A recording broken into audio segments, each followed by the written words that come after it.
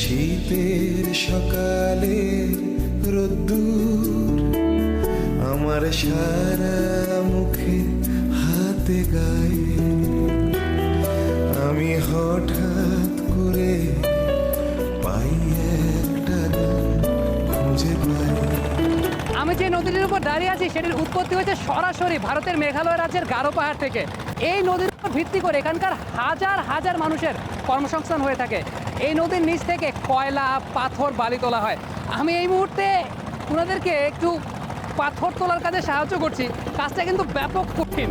একটা নদী এঁকে বেঁকে গেছে, মিলে মিশে গেছে কুয়াশায়, একটা ছবি হঠাৎ ছেলেবেলা ফেলে আসা অঙ্কের খাতায়। ভাই, এই যে পাথরগুলো আসতেছে, এগুলো আসতেছে কোত্থেকে? ওইগুলো আসতেছে নদীর থেকে, পানির সহই, মানে এই যে বালি আসতেছে, আবার বালির ভিতর দিয়া পাথর আসতেছে। আমরা ওই যে বালিটা বিক্রি করি ওদের, মানে এই যে প্রতি গাড়িতে এই যে 1100 টাকা ওইটা দেওয়া লাগে। বালু জি। আর পাথরের কোনো হিসাব নেই? পাথর ফরাতে আমরা আলাদা বিক্রি করি। তো এখানে এরকম আর কতগুলা জায়গা আছে যেখানে এই যে পানি দিয়ে, পাইপ দিয়ে পাথর নামানো হয়? 65টা মেশিন আছে। তার মানে এরকম 65টা জায়গায় এরকম কাজ হয়? জি, ওই জায়গায় খায় ওই সাইডে শুধু খালি। এখানে একটা খুব মজার ব্যাপার ঘটছে, তা হচ্ছে যে এই নদী থেকে পাইপের মাধ্যমে পানি তোলা হচ্ছে, আবার সেই পানিকে ফেরতও দেওয়া হচ্ছে। তবে ইন্টারেস্টিংলি একটা ফিল্টারিং প্রসেসের মাধ্যমে একদিকে পাথর আরেকদিকে বালু রাখা হচ্ছে। ব্যাপারটা সেই রকম।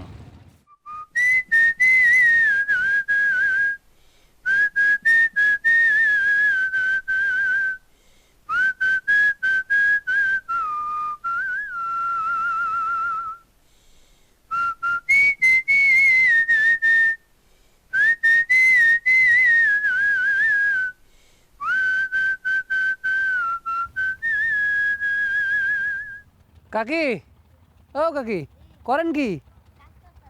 কাজ করতেছেন? কি কাজ করতেছেন? এই যে কয়লা দিবো, আবার এটি নিমু বাসায়।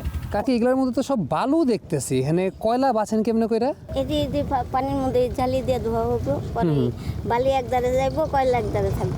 এগুলা বছরের কোন মৌসুমে পাওয়া যায় বেশি? এই মৌসুমে বেশি পাওয়া যায়। তাহলে বাকি মৌসুমে আপনি কি করেন? বাকি মৌসুমে তো অন্য কাজ করে। অন্য কাজ করেন? আপনি আর কি কি কাজ করেন শোনান দেখি। আমরা জালমুড়ি বেচি। ছেলে মেয়ে কয়জন আপনার? আমার ছেলে 3 জন, মেয়ে 1 জন। ছেলে 3 জন, মেয়ে 1 জন। মেয়ে ফির সামনে মেট্রিক দিব। আচ্ছা, ঠিক আছে। বড় ভাই, এই যে কয়লাগুলো এরকম ভেজা ভেজা লাগে, কারণটা কি? এটা হলো ভাই, আমরা যেখান থেকে কিনে আনি না, হ্যাঁ, এগুলো মনে করেন ভালো থাকে, খড়ি থাকে, পাথর থাকে। হ্যাঁ, আমাদের লেবার আছে, ওদেরকে কয়লা ধোয়, ঠিক আছে?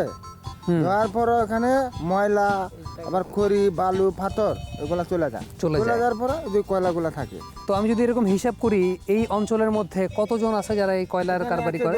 30-35 জন গরিব যারা আছে, কয়লা খুললে পরে আমাদের কাছে বিক্রি করে, আমরা কিনে রাখি। পরে আমরা আবার এগুলা ধুয়ে আবার পার্টির কাছে বিক্রি করি। সামনে পাওয়া যাবে না এরকম লোক যারা কয়লা ধোয়? সামনে আছে লোক আছে। আচ্ছা, ঠিক আছে ভাই, আমি তাহলে একটু দেখি সামনে। আচ্ছা, ঠিক আছে।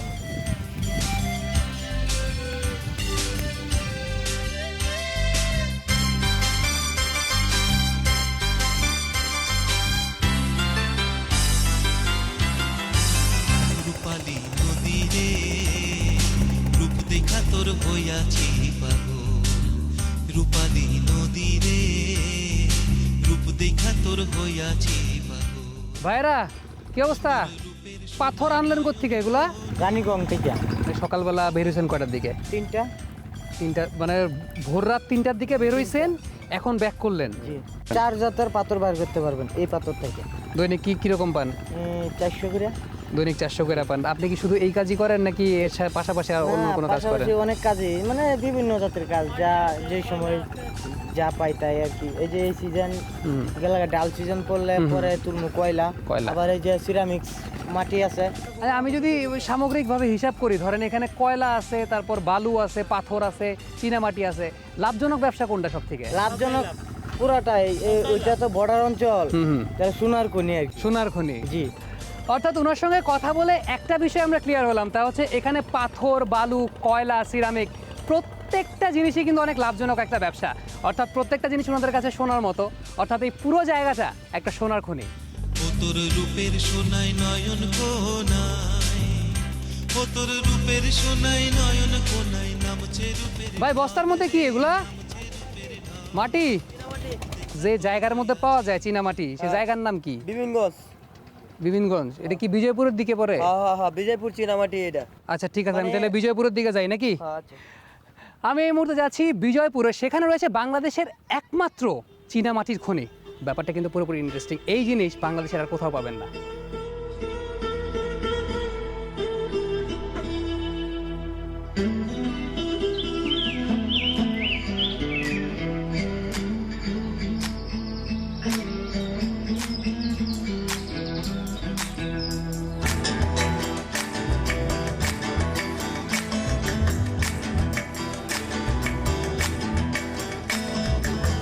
কবে যাব পাহাড়ে আহারে, কবে যাব পাহাড়ে আহারে, কবে পাবো তাহার দেখা হারে আহারে, কবে পাবো তাহার দেখা হারে আহারে, কবে শাল মহুয়া কনক চাপার মালা দেব তাহারে। পাহাড়, সবুজ লেক আর সাদামাটি, এই সব কিছু মিলিয়ে বিজয়পুর। আর জায়গাটা হচ্ছে বাংলাদেশের একমাত্র চীনামাটির খনি। এই জায়গাটাতে চীনামাটি উত্তোলন শুরু হয় 1957 সাল থেকে। আর সবচাইতে মজার যে বিষয়টি তা হচ্ছে ভূপৃষ্ঠ থেকে 60 মিটার গভীর পর্যন্ত এই চীনামাটিগুলো পাওয়া যায়। দূর থেকে বা কাছ থেকে যেভাবেই দেখি না কেন, জায়গাটা জাস্ট ওয়াও। আমি গায়ে মাখিয়া রাঙা মাটি নাচে পথে টাঙ প্রহরে, খুঁজবো সবুজ কোন ফুলে খুঁজে না পায় যাহারে। এই জায়গাটা আসার পর আমার প্রথম যে অনুভূতিটা হলো তা হচ্ছে আমি মনে হয় একটা পৌরাণিক সিনেমার মধ্যে আছি, আর আমার নিচে হচ্ছে পাতালপুরি।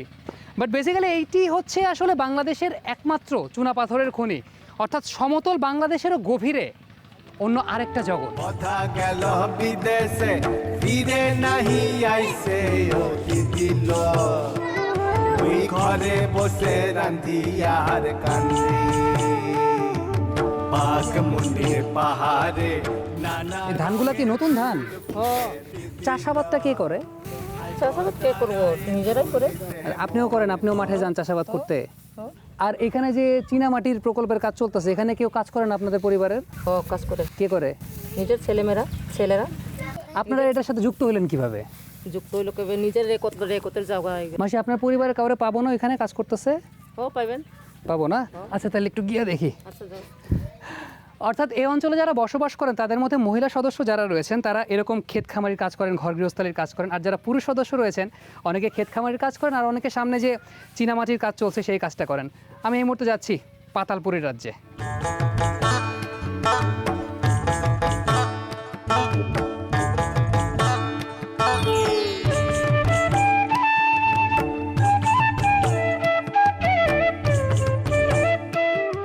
আপনারা কোন সম্প্রদায়ের?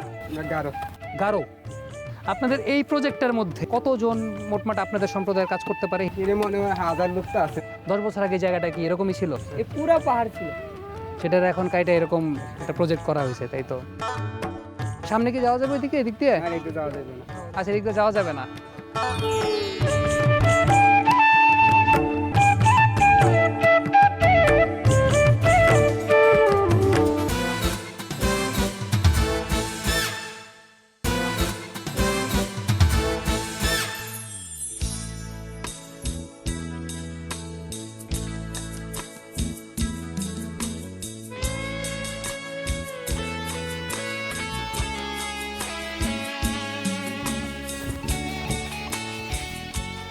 বৃহত্তর ময়মনসিংহের 80% মানুষ কৃষিজীবী। আর এখানকার অনেক মানুষ এমনও বলেন যে এখান থেকে ধান যদি ঢাকায় না যায় তাহলে নাকি ঢাকার ধানের দাম অনেক বেড়ে যায়।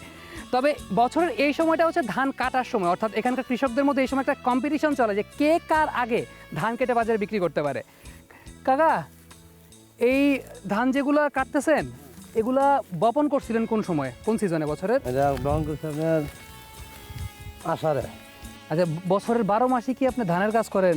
12 মাসে আমরা 12 মাসই ধানের কাজ করেন। তার মানে এই অঞ্চলে, শেরপুর অঞ্চলে বছরের 12 মাসে ধানের কাজ চলে, আর অন্য কিছু করেন না? মাছ ধরা? না আমরা অন্য কোনো মাছ নাই, এই সরিষা মাছ নাই। মিশা আলু টালু এগুলো লাগাই। ভাই এই ধানগুলো যেগুলো কাটতেছেন এগুলা পরে বিক্রি হয় কোন জায়গায়? নালতেবাড়ি নালতাবাড়ি বাজারে। বাজার কোন দিকে? সামনে। ওই সামনের দিক গেলে পামু বাজার। এরম ধান কাটা নিয়ে গেছে? আচ্ছা ঠিক আছে। উথালি পাতালি পুবালি বাতাসে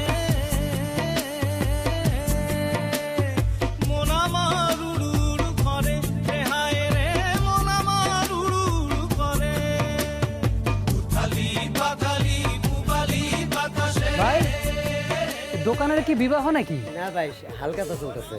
হাল খাতা চলতেছে। হাল খাতা তো হয় পহেলা বৈশাখ, এখন কিসের হাল খাতা? আমরা এখানে সিজনের পরে হালকাতা হয় আর কি, ধান কাটার পরে আর কি টাকা জমা দেয়, এই জন্য আর কি আমরা মিষ্টি মুখ করাই দিই। এই অঞ্চলের একটা মজার বৈশিষ্ট্য হচ্ছে যে এখানে কিন্তু সিজন শেষে হালখাতা উৎসবটা হয়। অর্থাৎ এখন যেহেতু ধান কাটার যে মৌসুমটা সেটা চলছে এবং কৃষকদের কাছ থেকে এই সমস্ত ব্যবসায়ীরা যে সমস্ত দেনা পাওনাগুলো রয়েছে সেগুলো চুকে বুকে যায়, তখন তারা হালখাতা উৎসবটা করেন আর দোকানগুলোকে একেবারে মনের মাধুরী মিশিয়ে সাজান। ঠিক বলছি না ভাই? ঠিক আছে। চারুলের ফুলে দলে দলে ভ্রমরায় উড়িয়া উড়িয়া চলে রে মন আমার আকুলি বিকুলি করে।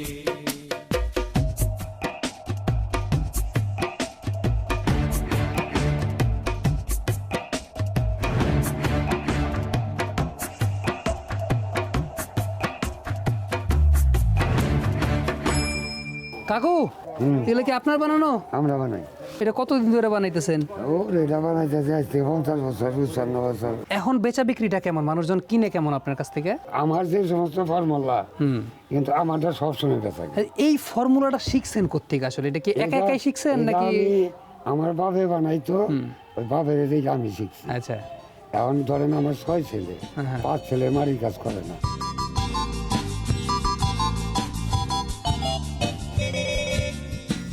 মাসি আর মাথায় কি উকুন বেশি নাকি? ওই যে গান চলতেছে সামনে, ওইটা কিসের গান? কীর্তন হইতেছে। কীর্তন হইতেছে। তা কীর্তনের সময় কি লোকজন একটু কম কম বানায় নাকি? আচ্ছা আমি তাহলে একটু সামনে গিয়া দেখি পাই কিনা।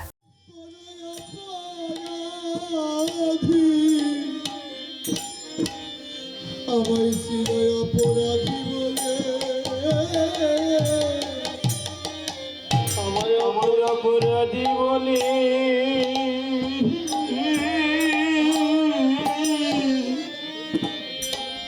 আমায় ফেলে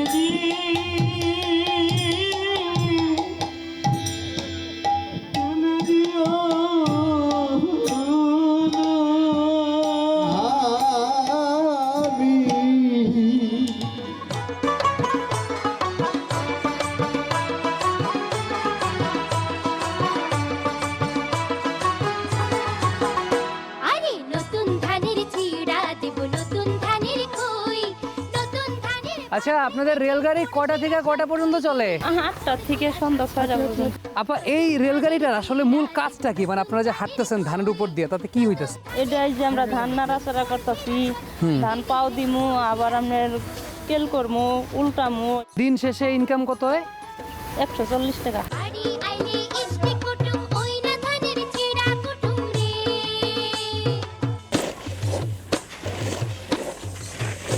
আরে বাড়ি আইলে ইষ্টি কুটুম ওই না ধানের চিড়া। ভাই আপনি কি এই জায়গার দায়িত্বে আছেন? কাটা হয় নাই? আচ্ছা ওটা আমি শিখা নিব না আপনার কাছ থেকে পরে। ভাই আশেপাশে আসার সময় দেখলাম যে অনেকগুলো চাতাল বন্ধ, এটার কোনো বিশেষ কারণ? হ্যাঁ ভাই বিশেষ কারণ মনে করুন আমাদের চাতালের চান লাগতো কম, আর ডায়ের লাগে ধান বেশি, যেগুলা মনে করুন ধান লাগে 500 মন। এগুলো মানে ওই যে উপরে যে দেখা যাইতেছে টায়ার গুলার মধ্যে ধান লাগে বেশি, বেশির মধ্যে মনে করুন 12 ঘন্টায় 1 লোট নামে যায়, দিনে 2 লোট নামে। আর এগুলা তো 1 লোট নামাইলে লাগে 5 দিন। 5 দিন এখানকার 5 দিন থেকে এর সমস্যার কারণে ধানটা বেশি খাইতেছে, এই চাতাল বন্ধ হয়ে গেছে। আমাদের শ্রমিকের অভাব, মনে করেন যে জিনটা কাজ শিখছে এটাই করতেছে, এখানকার এটা সে তো কোনো যাবার হয় না। মহাজনের কাছ থেকে মনে করেন সিকিউরিটি নেই 2000 টাকা করে, এখন এটা সে তো আমরা যাবারও দিন না। এর জন্য চাতালের অভাব। 1 খোলাত কাম হয় 3 মাস, 9 মাস বয়ে থাকে। ম্যানুয়াল পদ্ধতিতে চাল যেগুলো বানায় আর ওই পাশে যেগুলো অটো মেশিনে বানায়, দুইটার মধ্যে স্বাদের পার্থক্য থাকে? না, সাবের পার্থক্য থাকবো না, মানে ওই চাইলটা মনে করুন লাস্টিং করে 6 মাস, আর এই চাইলটা লাস্টিং করবে আগে 1 বছর। 1 বছর মনে করুন আমরা রোদে হুগাইতেছে আর ওটা কারেন্টে হিট দিয়ে হুগাইতেছে। আগে কতগুলো চাতাল ছিল, এখন কতগুলো আছে? আগে মনে করুন আমাদের শেরপুর বাড়ির মধ্যে পরে আমরা শুনছি 500-600 খোলা আছে, এখন খোলার মধ্যে খুব হলে 1-150 খোলা চলে। আচ্ছা ঠিক আছে, তাহলে থাকেন, এই জিনিসটা রাখেন, সামলায় রাখেন বিষয়টা। ধান বিচিয়া কিনুম শাড়ি পিন্না যাবো বাপের বাড়ি রে খালে বিলে আইলে পানি নাই ছুঁয়া দিয়া ঠিকই নাচে আমি নাচি হিলিয়া দুলিয়া ওধান ভানি রে ওধান ভানি। এই শেরপুরকে বলা হয় চাতালের শহর। একটা সময় এই জায়গাটাতে প্রায় 1400 চাতাল ছিল, সংখ্যাটা এখন নেমে এসেছে 400-তে। একটা সময় হয়তো এই প্রজন্মের পরের প্রজন্মটা জানবেই না যে এখানে এতগুলো চাতাল ছিল। তবে আমি জানি আগামী পর্বে অবশ্যই আপনাদের সঙ্গে দেখা হয়ে যাবে নতুন কোনো জায়গায়, নতুন আরও চমৎকার কিছু মানুষের সঙ্গে। সেই পর্যন্ত প্রত্যাশা করছি সবাই খুব ভালো থাকবেন, সুস্থ থাকবেন। চলো।